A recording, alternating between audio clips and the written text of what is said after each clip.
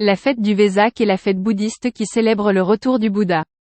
Celui-ci vient donner sa bénédiction sur la terre en présence de son frère le Christ et de l'assemblée de la grande fraternité de lumière, c'est-à-dire tous les êtres qui œuvrent pour le bien de l'humanité et la venue du royaume de Dieu sur terre.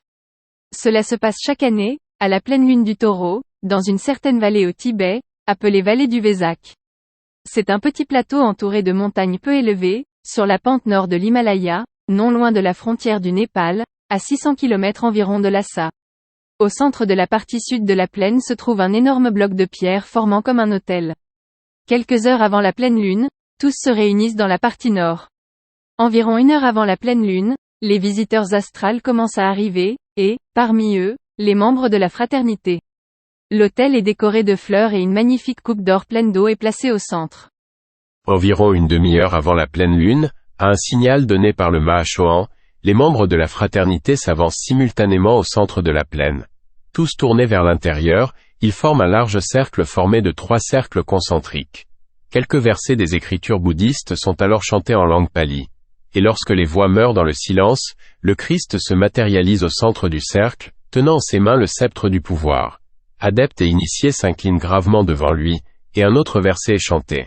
Les anneaux intérieurs du cercle se divisent en 8 parties, de façon à former une croix dans le cercle intérieur, le Christ s'avançant de façon à se placer au sommet proche de l'autel.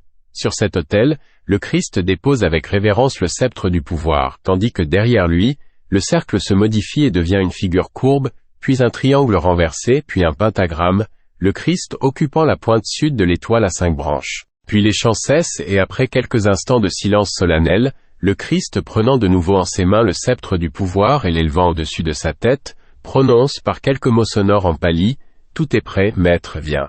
Pendant qu'il abaisse le sceptre de feu à l'heure exacte de la pleine lune, le Seigneur Bouddha apparaît comme une figure gigantesque, flottant dans l'espace au-dessus des collines du sud. Il apparaît assis, les jambes croisées et les mains jointes, vêtu de la robe jaune des moines bouddhistes. Son teint est d'un blanc jaune clair, les yeux grands lumineux d'un bleu sombre, les lèvres rouges et les cheveux presque bleu-noir. Les membres de la fraternité s'inclinent en joignant les mains, et la multitude derrière eux se prosterne la face contre terre.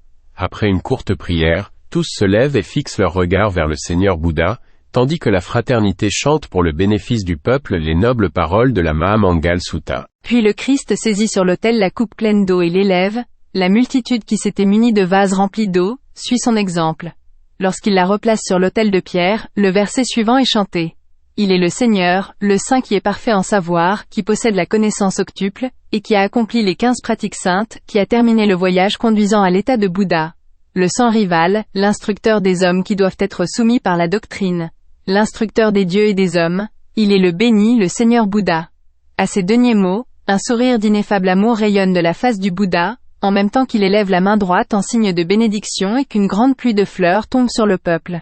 De nouveau, les membres de la fraternité s'inclinent.